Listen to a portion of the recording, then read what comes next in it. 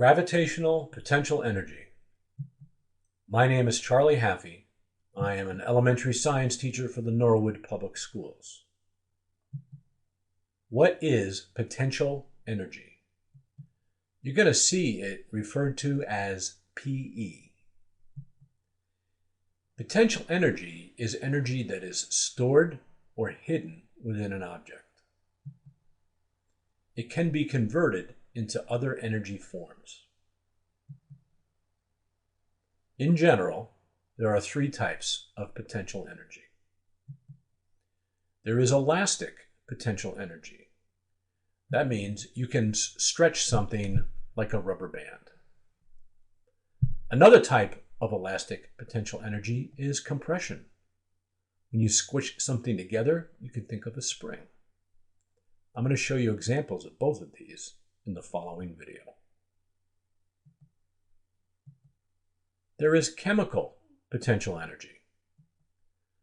There are chemical bonds between atoms or groups of atoms called molecules. And different atoms or groups of atoms called molecules have different amounts of PE. Gravitational potential energy relies on the gravity between Earth and the object. It is usually converted into kinetic energy, which is motion. Gravitational potential energy. An object is lifted. It rests higher compared to the start. The kinetic energy used to lift the object is transformed into potential energy. Here I have a marble on a table next to a ramp. Right now, the marble has no potential energy, at least compared to the top of the table. It hasn't been lifted from the table at all. It has no kinetic energy either. It's not moving. But if I pick the marble up and put it on top of the ramp, the first thing I would do is I would measure the height of the ramp.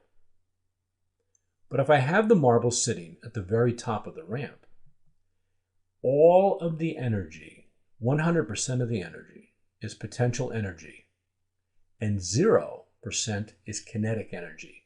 The marble isn't moving at all, but it can. If I roll the marble down the ramp, when it gets to the bottom of the ramp, there is no more potential energy. All of the potential energy has been converted into kinetic energy, and at the bottom of the ramp, the marble has 100% kinetic energy.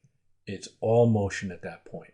The marble is going as fast as it's going to go when it gets to the bottom of the ramp.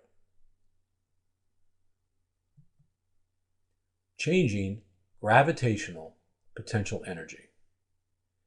If we wanted to actually calculate the gravitational potential energy, we would take the mass of the object, how heavy the object is, and multiply that by the height of the object. And then we would multiply that times gravity. There's actually a value that we use in science that is the value of gravity pulling on an object. But we're not going to be able to change gravity in the classroom.